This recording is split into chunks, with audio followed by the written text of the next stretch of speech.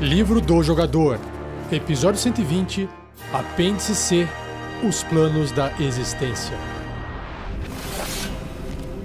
Regras do D&D 5e. Uma produção RPG Next. Seja bem-vinda, seja bem-vindo a mais um Regras do D&D 5e. Eu sou o Rafael47 e nesse episódio irei apresentar a você o que o livro do jogador do RPG Dungeons & Dragons 5ª edição diz sobre os planos da existência que existem dentro do universo do D&D. Não existe só o plano material, existem outros planos. É como se fossem outras dimensões. Me acompanhe nesse episódio. Seja você também um guerreiro ou uma guerreira do bem. Para saber mais, acesse padrim.com.br/rpgnext ou picpay.me/rpgnext.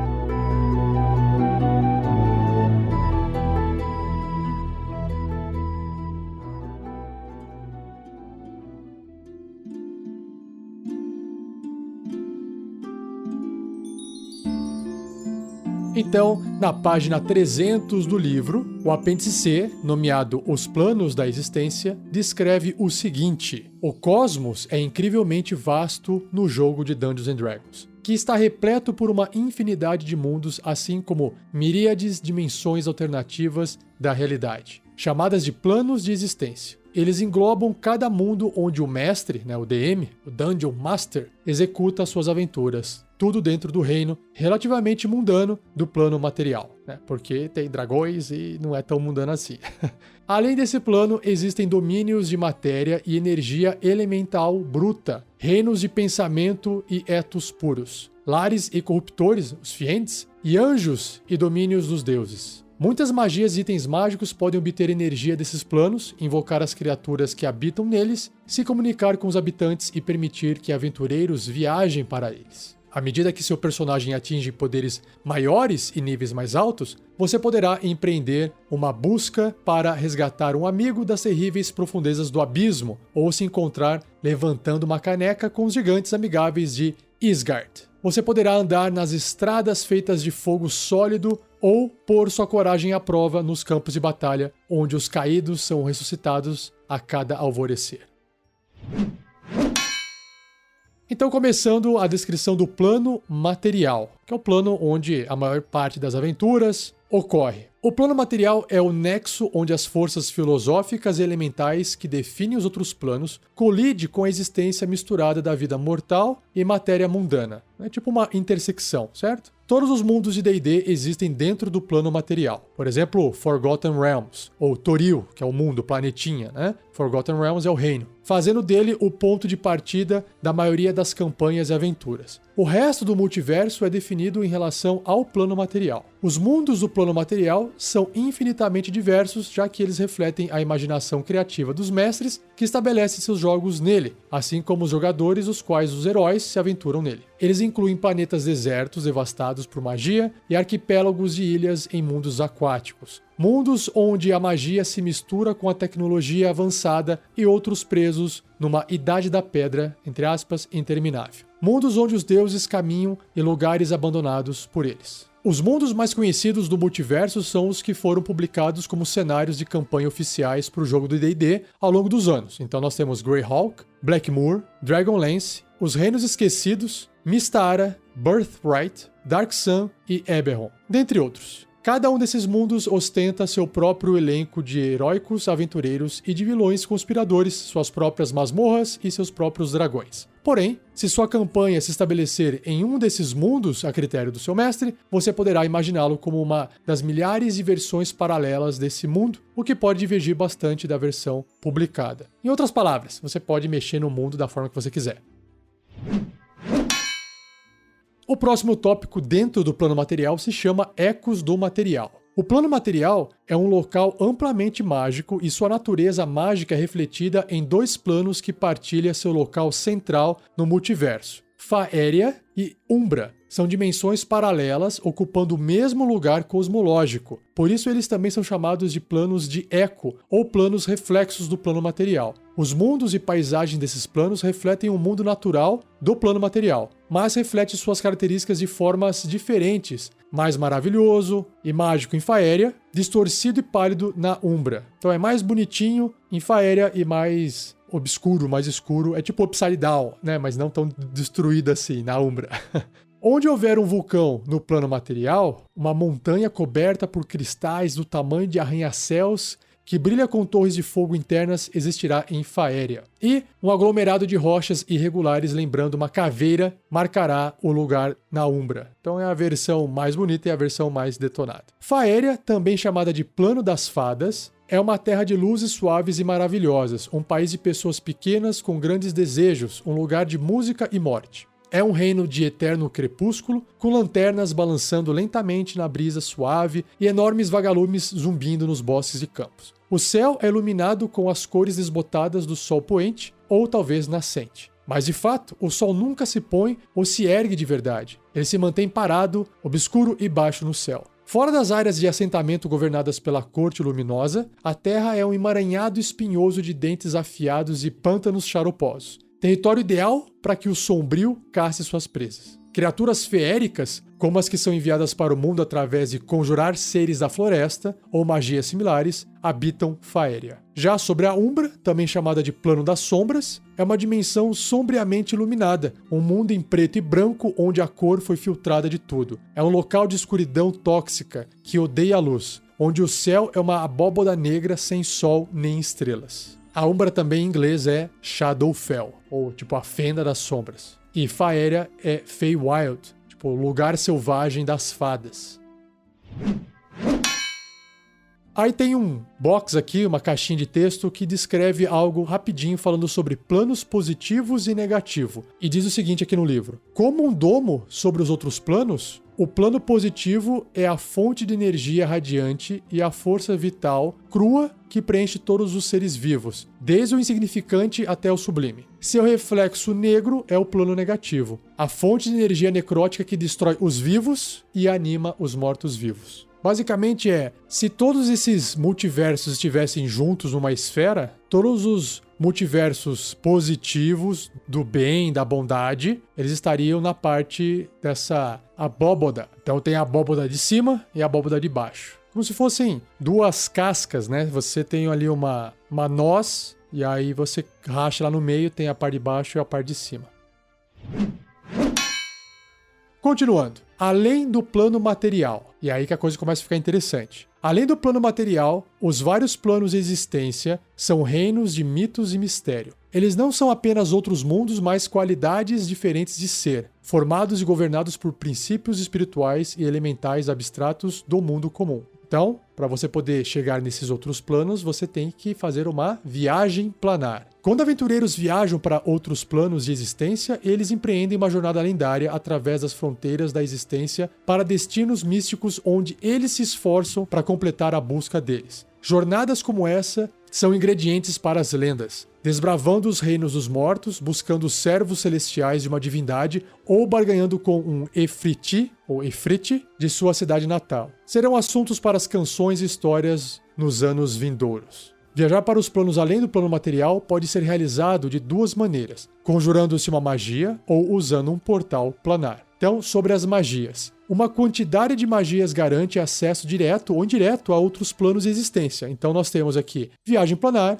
e a magia portal. Podem transportar aventureiros diretamente para qualquer outro plano de existência com diferentes graus de precisão. Já a magia forma etérea permite que os aventureiros entrem no plano etéreo e viajem de lá para outros planos de existência que ele tocar. Então pode ser a Umbra, Shadowfell, Faéria, Feywild ou os planos elementais. Aí fogo, água, terra, esse tipo de coisa. E a magia projeção astral deixa os aventureiros projetarem a si mesmos para o plano astral e viajarem para os planos exteriores, os Outer Planes. Já eu tento descrever uma imagem que tem no livro que junta todos esses planos, tá bom? E sobre os portais dessas viagens planares, Um portal é um termo genérico para uma conexão interplanar imóvel que conecta um local específico em um plano a um local específico em outro. Alguns portais, como portas, uma janela aberta ou uma passagem nevoada, e simplesmente quando você pisa, e atravessa esse portal, você consegue efetuar essa viagem interplanar. Outros locais, como círculos de monolitos, torres crescentes, veleiros ou até mesmo cidades inteiras, que existem diversos planos ao mesmo tempo ou saltam de um plano para o outro em um turno, também podem servir como portais. Alguns são vórtices, tipicamente juntando um plano elemental com um local muito similar no plano material, como o coração de um vulcão, levando para o plano do fogo, por exemplo, ou as profundezas do oceano para o plano da água. E aí você usa a sua criatividade para poder conectar esses planos. Bom, então para você poder chegar nesses planos, também existem os planos de transição. O plano etéreo e o plano astral são chamados de planos de transição. Eles são reinos incolores que geralmente servem principalmente como formas de viajar de um plano para o outro. Magias como forma etérea e projeção astral permitem que os personagens entrem nesses planos para que eles possam atravessar e alcançar os planos além. Então, agora sobre o plano etéreo. É uma dimensão nebulosa delimitada por brumas, que é, às vezes, descrita como um grande oceano. Suas margens, chamadas de fronteira etérea, sobrepõem o plano material e os planos interiores. Portanto, cada local nesses planos tem um local correspondente no plano etéreo. Certas criaturas podem ver a fronteira etérea e as magias, que se chamam Ver o Invisível e Visão da Verdade, concedem essa habilidade. Alguns efeitos mágicos também se estendem do plano material para essa fronteira etérea, particularmente efeitos que usem energia, como as magias Prisão de Energia e Muralha de Energia. Por fim, as profundezas do plano, chamado de o Abismo Etéreo, são uma região de turbilhões nebulosos e nevoeiros coloridos. Agora, o plano astral é um reino de pensamento e sonho, onde visitantes viajam como almas desincorporadas para alcançar os planos do divino e do demoníaco. É um imenso mar argênteo, o mesmo acima e abaixo. Vórtices de manchas brancas e cinzas estriando-se entre os motes de luz que se assemelham a estrelas distantes. Que legal! Turbilhões erráticos de cores piscam em pleno ar como moedas rodopiantes. Ocasionalmente, pedaços de matéria sólida podem ser encontrados aqui, mas a maior parte do plano astral é um domínio aberto interminável. Vem da palavra de astro, de planeta, de universo, de cosmo, por isso que tem essa descrição, esse visual, esse mar de estrelas. Agora, indo para os planos interiores, nós temos o seguinte, Os planos interiores cercam e envolvem o plano material, e seus ecos fornecendo a substância elemental bruta a qual todos os mundos são feitos. Os 4 planos elementais, água, ar, fogo e terra, formam um anel em volta do plano material, suspensos dentro do agitado plano do caos. Ou seja, é como se o plano do caos fosse o líquido de uma sopa e os planos elementais, água, ar, fogo e terra, estivessem ali boiando. E tudo isso envolvendo o plano material. Continuando. Nas suas margens internas, onde eles estão mais próximos do plano material, num senso geográfico conceitual, se não até literal, os 4 planos elementais assemelham-se a um mundo no plano material. Os 4 elementos se misturam, como eles fazem no plano material, formando terra, mar e céu. Mais distante do plano material, no entanto, os planos elementais são tanto alheios quanto hostis. Aqui os elementos existem na sua forma mais pura, grandes expansões de terra sólida, chamas ardentes, água cristalina e ar puro. Essas regiões são pouco conhecidas, por isso, quando se fala do plano do fogo, por exemplo, o orador geralmente se refere apenas às regiões de fronteira. Nas extensões mais distantes dos planos internos, os elementos puros se dissolvem e se mesclam em um tumulto interminável de confrontos de energias e substâncias colidindo, que é conhecido como o caos elemental. Então imagina que esses planos, conforme vai se afastando do plano material, eles vão ficando cada vez mais caóticos e vão se misturando com tudo, e aí entra no plano do elemental do caos.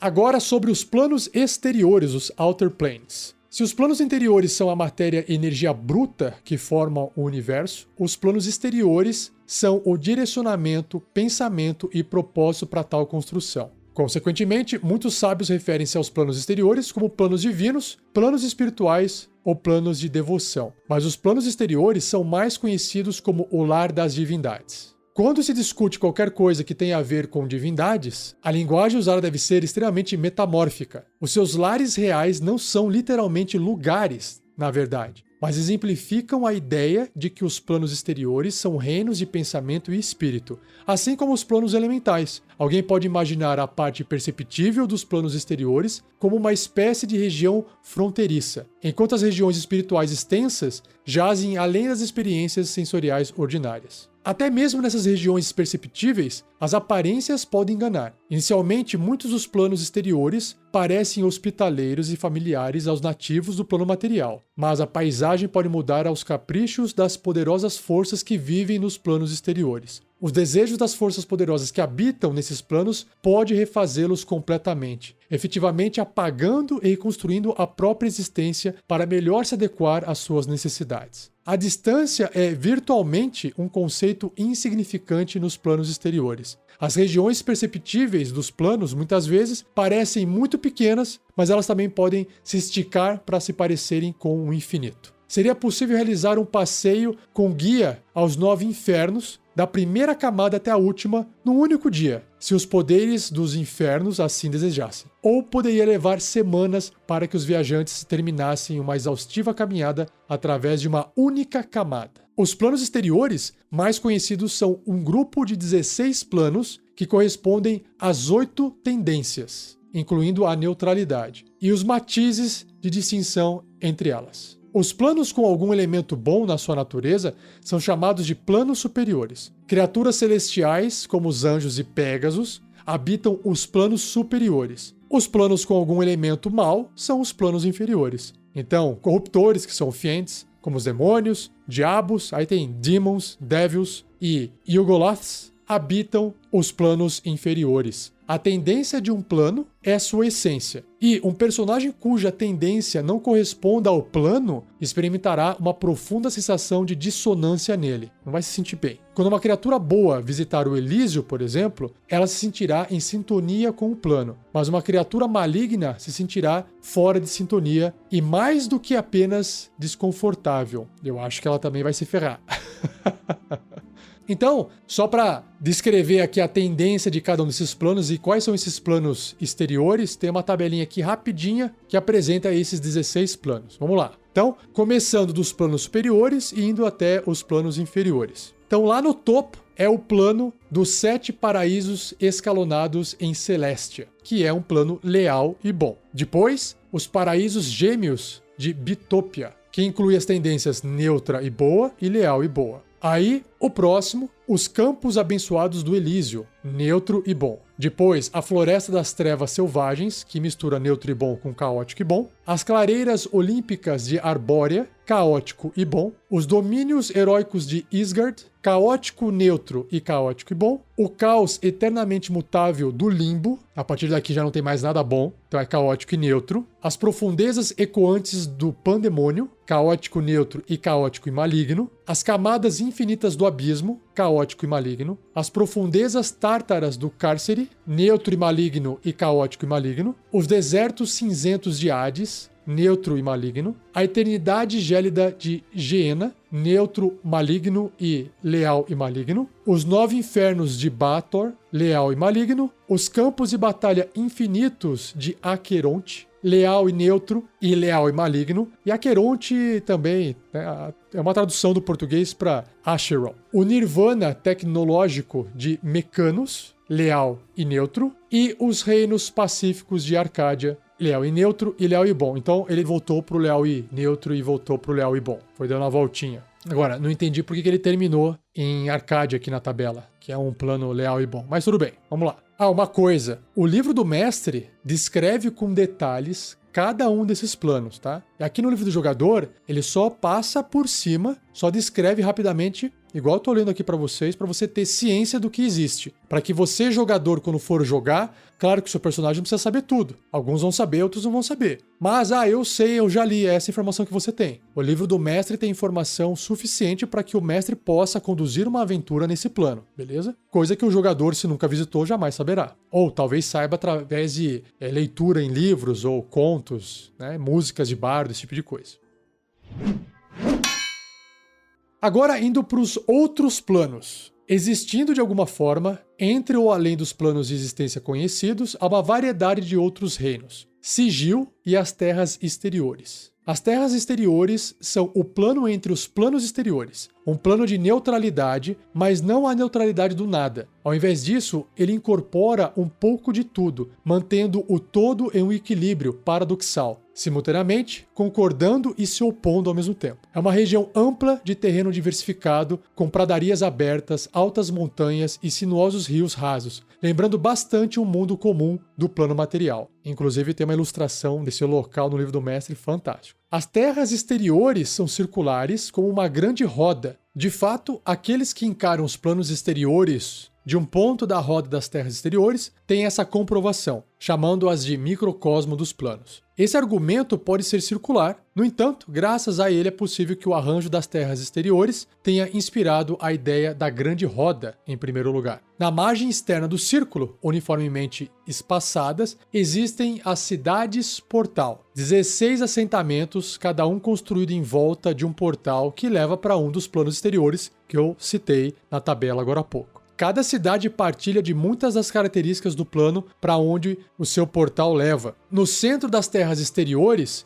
como um eixo da roda planar, um pináculo ergue-se a alturas impossíveis até os céus. Acima desse fino pico, flutua a cidade em forma de anel de Sigil, a cidade das portas. Essa movimentada metrópole planar contém incontáveis portais para outros planos e mundos. Sigil é uma cidade comercial. Bens, mercadorias e informação vêm para ela de todos os planos. Existe um comércio rico em informações sobre os planos, em particular sobre as palavras de comando ou itens necessários para a operação de portais particulares. Essas chaves de portal são bastante procuradas e muitos viajantes dentro da cidade estão à procura de um portal específico ou uma chave de portal que os dê acesso a eles para que continuem seus caminhos. Então, é uma cidade que dá acesso a todos os planos desse multiverso. Imagina que loucura.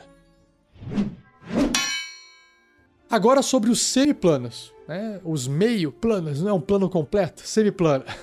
Semiplanos são pequenos espaços extradimensionais com suas próprias regras exclusivas. Eles são pedaços de realidade que não parecem se encaixar em lugar algum. Os semiplanos surgem por uma variedade de motivos. Alguns são criados através de magia, como o semiplano, a magia chamada semiplano, ou gerados pelo desejo de uma divindade ou outra força poderosa. Eles podem existir naturalmente como uma dobra na realidade existente que foi expelida do resto do multiverso, ou como um universo bebê ficando mais forte. Um determinado semiplano pode ser acessado através de um único ponto onde ele toca outro plano. Teoricamente, a magia viagem planar também pode levar viajantes para um semiplano, mas a frequência apropriada necessária para encontrar a sintonia é extremamente difícil de alcançar. E a magia portal é mais confiável, assumindo que o conjurador conheça esse semiplano. Basicamente, você pode acabar inventando um semiplano que tem suas regras específicas e mistura, sei lá, características de outros planos, não teria problema nenhum.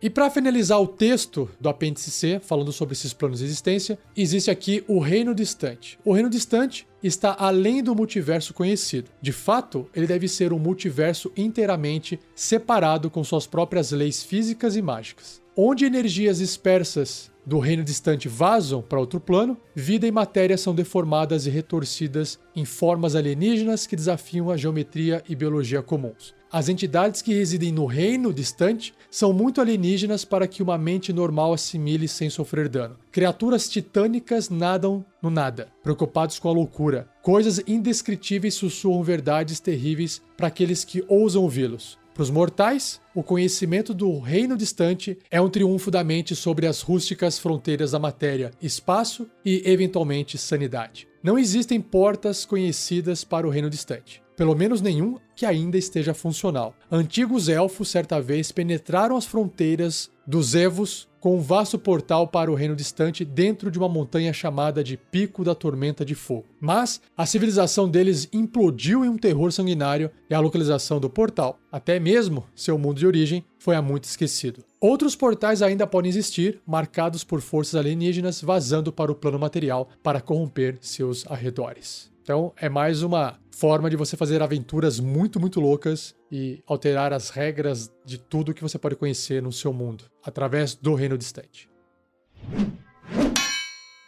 Depois que o texto acaba, a próxima página do livro mostra uma ilustração muito bacana, uma representação desses planos. Então eu vou fazer um resumo aqui. Então imagina lá, no centro você tem ali o plano material. E em volta do plano material, em cima você tem o Feywild, que é o mundo das fadas. Embaixo você tem o Shadowfell, que é o mundo da Umbra, das sombras. E em volta de tudo isso, você tem o plano etéreo. Atravessando o plano etéreo, você consegue chegar nos planos elementais: ar, água, fogo e terra. Conforme você vai atravessando esses planos, indo para fora, você chega no plano do caos elemental, onde todos esses elementos se misturam. Até aqui, todos esses planos que eu descrevi são os planos interiores. Aí, se você continuar indo para fora, você vai chegar nos planos exteriores. Todos esses planos fazem parte do plano astral. E aí eles são divididos pelas tendências que eu citei naquela tabela. Então você tem os planos da lei, os planos do caos, os planos da bondade e os planos da maldade. E com isso, você tem todos os planos desse universo onde as aventuras de D&D podem ocorrer. E se você quiser saber mais sobre esses planos, você tem que ler o livro do mestre.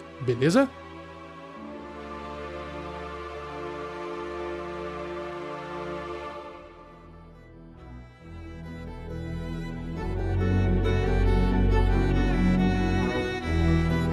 E assim eu encerro mais um episódio do Regras do D&D 5e. Espero que você tenha gostado. Envie suas dúvidas para mim, para o meu e-mail, rafael47@rpgnext.com.br, ou se você quiser, você pode escrever no post do episódio, na publicação onde você acabou ouvindo. Não tem problema onde você escrever. Eu vou acabar lendo e vou acabar ou respondendo ou separando a sua pergunta para poder criar e gravar um episódio mais para frente no futuro, respondendo elas aqui para você e para todo mundo que estiver ouvindo.